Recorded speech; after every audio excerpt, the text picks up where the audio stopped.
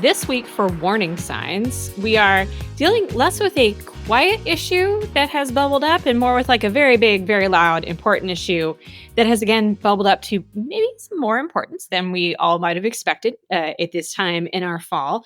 For our guests, we are welcoming Heather Williams, who is the director on the project on nuclear issues at CSIS. No surprise, since given her title and given my hinting, we're going to talk nuclear weapons this week.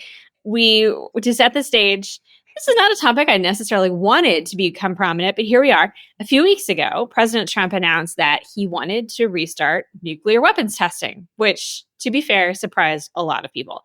Pretty bold. We haven't tested nuclear weapons since 1992, and we'll get into a little bit about why. But then almost immediately, kind of embarrassingly, the Secretary of Energy basically said, oh, no, not actually happening. He said, actually, we're not doing that right now, which is interesting because usually when an administration makes a major policy announcement, particularly the president, the cabinet doesn't say like, oh, wait, never mind, particularly on social media. But this is the world we're in right now. Augmenting that, we've had a lot of nuclear thoughts in the background because of a recent movie that came out, House of Dynamite. This all kind of adds up to none of us quite wanted this to be a topic that we are having to focus on too much. Fortunately, Heather does that for us professionally, but wanted to bring to light some of the issues this raises in terms of nuclear governance and accountability, how modern nuclear competition works out, and also clearly how we feel about the movie. So we first wanted to start with the most literal question. What actually happened here? Was Trump just like floating an idea and got shut down?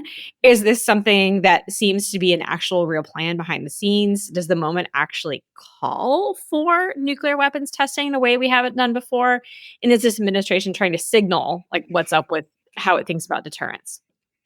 So what does this moment mean and what's actually going on? What was it meant to signal? I'm going to be honest, I don't know because the That's a president perfectly hasn't fine clarified. answer. Yeah, I want to But be also totally terrifying still. transparent. I can't read the president's mind, and particularly on this post that he put out on his social media platform. So not always the best way to clarify a nuanced nuclear policy issue, but we are where we are. The Russians have also made a point. They've made this point a few times in the past week that they have been asking Trump for clarification or asking the administration for clarification on what he meant. They also are not getting answers. So it's still pretty murky what exactly the president meant by this announcement. But I can try to break it down like this. I think the president could have meant one of four things. I'm not sure that the president knows about the nuance across these four things, but here are the implications. It could be one of four things. The first would be a return to explosive weapons testing. So either underground tests, I don't think above ground tests are on the cards. We're not going to see any mushroom clouds going off, but it could be a return to explosive testing. North Korea is the only country that has been doing that in recent years, but that is one option. The second option would be what's called supercritical testing, where it is a nuclear experiment that produces a self-sustaining chain reaction, which means that it has a yield. It's not going to show up on seismic monitors. We might never know that it happened, but you can do this to test the plutonium, test weapons designs, things like that. Option number 3 would be subcritical testing, which is nuclear experiments that don't produce a yield. And the last thing is he might not have been talking about nuclear warheads at all. He might have just been talking about delivery vehicles because he recently announced that they had tested an underwater drone. They had tested the Burevestnik. And so it could have just been, a semantics issue that has led to all of this kerfuffle and excitement about what exactly the president meant. But I think we can rule out explosives testing.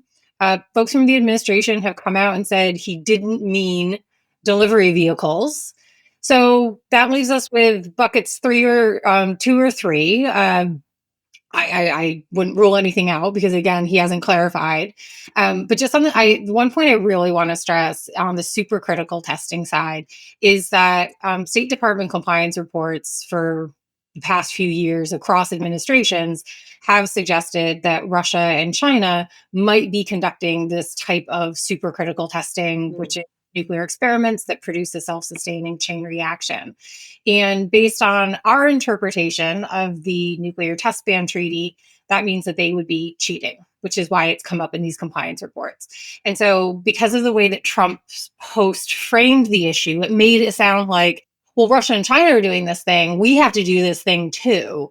And that's why that's kind of where my money is on what he might have meant. He might have gotten some briefing saying, we think Russia and China might be in violation of some of these agreements. And that could be what prompted his post. But again, I'm not going to try to read the man's mind on this one. I have so many questions. I will try to combine two into one, and then we'll drill down of like wherever excites us the most. So the first is the why, that kind of like the why should our listeners care? Because like unlike people on the screen right now, probably not a lot of people who are listening spend a lot of their time thinking about nuclear weapons policy and are not necessarily immediately grappling with why was it a big deal for the president to say he was going to do this and to have it walked back. But then as it relates to that, I'd love to offer just a little bit of context in the background of like, why did we stop testing, at least in some of the contexts you're talking about, why did we stop testing in the first place? So let's start there. And there's lots of deep holes that we can get after that. Yeah, so in terms of why we stopped testing, so as you said, we stopped testing in 92. There were a host of reasons. The first one being we conducted over 1,000 explosive nuclear tests by that point, and we'd gotten a lot of data. We had gotten a lot of all the data that we thought was necessary to assure that our nuclear arsenal was credible. And so that's the primary reason. If we ever do return to testing, it would probably be for technical reasons. Things like, plutonium ages. We don't totally understand how plutonium will age. And so conducting tests might help us understand that better in the future. But in 92, it was decided, do you know what? We have enough test data. The other reason is just to really stress, nuclear testing caused some pretty horrific environmental and humanitarian consequences. The downwinders in Nevada, Utah, Colorado, who live downwind, as the name suggests, from the nuclear test sites, were really active in pushing for a testing moratorium. But then also, this was like the end of the Cold War, this like flurry of arms control activity and disarmament efforts that were going on. And so the political context in which we stopped also really matters. It's worth noting Russia and China also stopped explosive testing around the same time, but they had both done a lot fewer tests than we had. Russia had done a couple hundred fewer. China had done less than 100 tests, explosive tests. So if we did return, and this gets to your first question, why would this be a big deal? The number one reason I think this would be a big deal is because if the U.S. returns to explosive testing, other countries will follow. It won't be like, oh, we're just going to do one. No, it would be this cascade of other countries that start testing. And the country that will benefit the most from a return to nuclear testing is China. They don't have as much test data by orders of magnitude. If they want to try out new weapons designs, they stopped producing fissile material a while ago. If they want to test out how their plutonium is behaving, there's a host of reasons why China would probably love to return to nuclear testing to get that data. So that's the reason I think we should care about nuclear testing. In terms of why to care about nuclear weapons, I think that people, this is where I always say, like, those of us who work on nuclear weapons, we literally live in a nuclear silo. And it's so obvious to us. Like, of course, these things are really important. Of course, everybody. Yes, they are a big deal. That's what we all try to tell ourselves sometimes.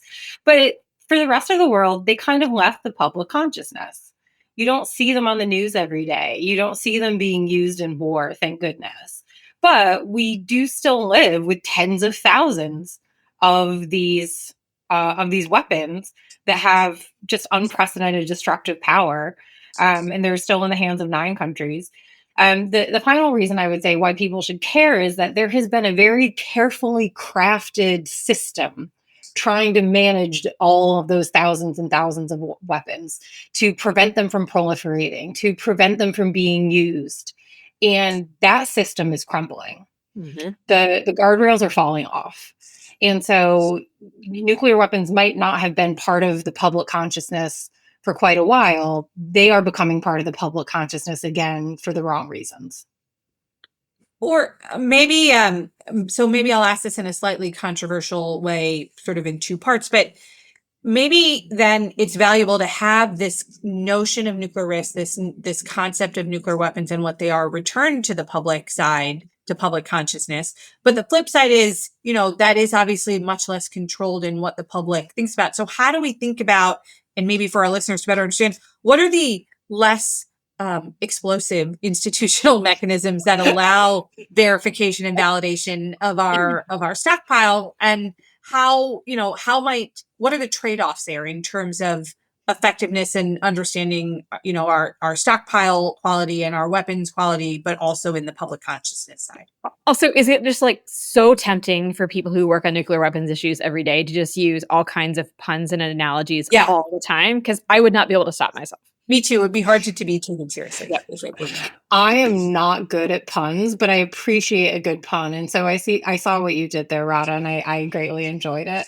But yeah, I worked in a silo pun, and we're just over 10 minutes into the conversation. So I'll take that as a win.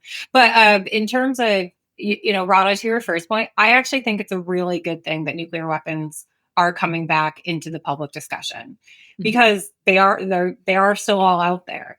I think it's hard to have a public discussion about them with the necessary nuance, though, because it really quickly turns into, oh, these things are really, really bad and we have to get rid of them, or we should be using them for nuclear war fighting. And, those are two very extreme positions. And there's a lot of space and a lot of challenging policy questions in between there. Should you elevate nuclear risk if it means preventing the likelihood of nuclear use? That's the eternal kind of moral paradox and security paradox around nuclear weapons.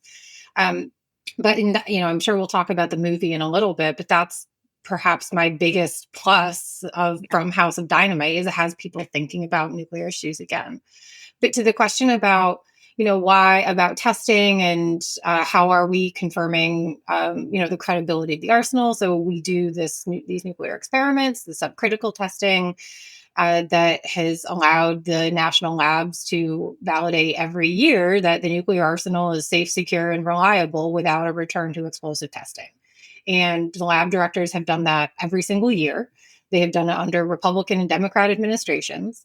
Political leaders, such as the administrator of the National Nuclear Security Administration, have consistently said we don't need to return to nuclear testing.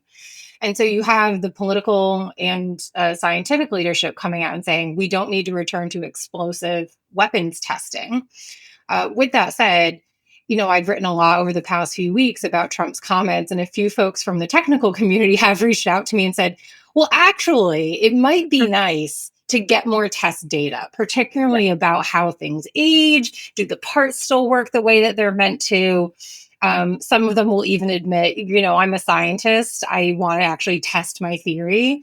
But it's like nobody that I have talked to is like, desperate to see a return to explosive weapons testing or any sort of underground testing like that. We aren't in that space.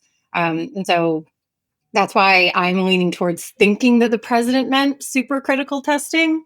But again, it's really hard to know.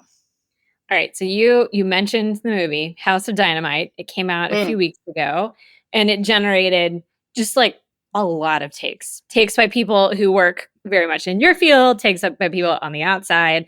I think my primary takeaway, this is slightly spoiling, but not fully spoiling the movie, is like, I actually don't know how one would get to the roof of the Pentagon. Like, I think that this is actually would be a challenge to actually. Oh, I know. You do? You can do it? Because I had no idea. In that brief period, I had my time out, and I was at DA, Director of Administration and Management. Yeah. You can get to the headquarters. You can get to the roof. And we do. There's a variety of security, but also there's solar panels. There's a lot of good stuff up there. Who knew? Okay. Well, okay. But seriously, back on the House of Dynamite movie without spoiling the ending. We could probably spend a lot of time talking through this, but if you could suggest, like you said that like this is actually valuable, the movie and other things, this is actually valuable for people to start thinking about these issues in a different way, because there are lots of things crumbling around the margins here. Are there actual one or two takeaways from the movie for the people who are not drowning in nuclear weapons every day? Like, what would you want them to have taken away from the I guess it was 3 different stories of the same story that came out from the movie? My number one takeaway would be just remember that this is a movie. It was intentionally dramatized. Uh-huh. The time compression is the part that most people who work on nuclear weapons that I talk to, that most of us take issue with, which is the notion that you have to decide that fast. Is just simply, not very realistic. And there have been a couple nuclear issues in pop culture lately that all suggest there's going to be this bolt out of the blue, and I don't know. That just seems like the least likely scenario. That is not the thing about nuclear weapons that would keep me up at night by any means. And so, the first thing would be it's a movie. A quick sub bullet to that, because this was the biggest issue that I did have with the movie, the biggest problem I had with it, it was the representation of the military. It portrays U.S. Strategic Command and the STRATCOM commander as this like warmongering, Dunkin' Donuts drinking, very aggressive, controlling military guy who's trying to like pressure the president into using a nuclear weapon. Now, the Dunkin' Donuts drinking, slightly more plausible, but the rest of it, yeah. less so. Well, I was going to say, like, I know that there's a lot of caffeine consumed out in Omaha. I'm not gonna judge that at all. But from the folks that I've known at US STRATCOM, that's like the opposite. They are the most thoughtful, careful, kind of not reticent, because they're very much about the credibility of the deterrent, obviously. But they really think through these things and wouldn't be the first, I think, to jump to some of the conclusions that we saw in that movie. So I think that that's my first one. Just remember, this is a movie. A lot of it is dramatized. This is not a documentary. I wish that could have been like a bumper sticker throughout the whole movie. This is not a documentary. I think the second takeaway that I would have, it's more a question that I hope it prompts for people, which is our nuclear, actually, let me rephrase that, is our strategic arsenal fit for purpose? Should we have more ground-based intercepts? Should we have a better sensing network that might have picked up where this was coming from? Should we have more nuclear options to give to the president? Should we have more conventional options to give to the president? I just hope people don't walk out of this and be like, the only answer is nuclear disarmament. No, the answer should be, do we have the tools in the toolkit to deal with threats like what this movie portrays? And obviously I have my own views on that and where I think we need to make investments. But, I saw the movie with my colleague who's the director of the Missile Defense Program, and we walked out of it and he's like, what did you think? And I was like, I think we need more ground-based intercepts. And he was like, okay, that's not necessarily the right answer. I'm like, no, but why did they only have 2? Why not launch more? I understand you have to keep them in reserve, but we should have more so that we don't have to hold back. And he was like, yeah, I don't think that's going to be everybody's takeaway from this movie. But I genuinely hope that people walk out of it being like, oh, yeah, we still have the strategic arsenal and all of these capabilities. Are they fit for purpose? And have we invested enough in them? But I actually have a question for you two, because I think some of the most interesting parts of the movie were the portrayal of the White House, of the Pentagon. I mean, was that realistic based on your experiences? I mean, I think, like, just pulling the movie, but also many other movies that are portraying this relationship. One thing, to your point around like it's all a movie, is to remember that White Houses and Pentagons are made up of people who are just humans who have relationships, and they have drama, and they have beefs, and they have shorthand, and some of them communicate really, really well under pressure, and some of them absolutely do not. And it's actually quite hard to control for that dynamic when you're slotting people into roles. And I vividly remember, this is not a scenario anywhere close to the level of us we were talking about, but I remember being in a meeting where it was the chairman of the Joint Chiefs, Secretary of Defense, the president, and several others were talking. And one of them was using high risk in a very different way than other people around the table were using high risk. But they all thought they were using it in the same way, and therefore were making a decision to do something about a thing. And I walked away having this moment of panic, being like, how can we level set on just like vocabulary here, guys? Because I feel like you all you're together all the time. How do you not know how each other talks? But it's pretty common to end up in a room where you're just making so many assumptions about what everyone else is imagining and thinking is available to you. And also that you believe that everyone else has the same amount of information that you do, which is just generally not true. Like, people have not always read their paper. They don't know everything that somebody else may have available in terms of toolkits. They don't necessarily know the context or other things, which is why we have an NSC, but there's a vastly imperfect mechanism if you don't have some of those common underlying things. Rada, what about you? Because you've seen so many versions of this too. Yes, I was like, so I haven't seen this specific movie, but I have seen many versions of the Pentagon portrayal in the movies. And my biggest takeaway is like not dissimilar to Lawrence, which is people forget that the Pentagon is a truly enormous enterprise. So I know we think of it as like this warfighting machine, and there is this very, especially in the nuclear weapons context, but in general, there is this very specific chain of command on that warfighting side. But like, most of what the Pentagon and the military establishment is oriented around is actually managing that enormous, like almost $1 trillion, 3 million person organization. And so much of the nuclear weapons program and so much of these large programs or anything is that. And that means like lawyers and finance people and figuring out how you get memos. So to Lauren's point, everyone has the right thing, right, same information, and then figuring out that like this person over there has some information that that guy over there needs, but they, were in the same intern class and have hated each other for 25 years, so haven't talked. It's just like, it's like any large enterprise, and that is so mundane, even though the topic is so like important that it's hard to hold both in your head. And I think almost no movies, Space Force, that show got some of the like mundane ridiculousness of the mundane out there. And I feel like that's what you need, like a West Wing Veep crossover, but the Pentagon edition. The last thing I'll mention on this is like, there are some elements of this kind of decision making that are highly professionalized and very well run. And you all, people, listeners who are not familiar with this, would be very happy with the fact, like, okay, we put a lot of time and energy into this. There are other things I'll try to generalize here. I just remember us doing an exercise one time where everyone was supposed to be referencing the same thing and everyone should have had access to this one thing. And most of them were like, what? Where is that? I kind of can't remember how to get in my face. How do I do that? And like, oh God. All right. I'm just going to like take a deep breath and have another cup of coffee and it's all going to be fine. Heather, I have one last question for you before we have to go. So we've talked about like what you would like people to have taken away from the movie. And we've talked about how and why testing, or what do we think that this whole testing comment meant? What should we actually be paying attention to in terms of the nuclear weapons enterprise and the overall nuclear deterrent? Is there a signal, a metric, like a thing that you're like, actually, all the attention was over here because he tweeted, but we should really be focusing on these other things because they are falling apart in some way? So this is a nuclear issue. It's not about the enterprise. It's something that was in Trump's tweet, but that people just, or not tweet, whatever he posted, whatever the post was. It was in his message, but just hasn't got that much attention. What I think everybody on the whole planet should be paying more attention to is the expansion of Russia and China's nuclear arsenals. Yeah. They are in my view, they are getting off scot-free in the international community. They are not being held accountable for the quantitative expansion of their arsenals. Like China's arsenal is growing by 20% a year. They are projected to have 1,000 warheads by 2030.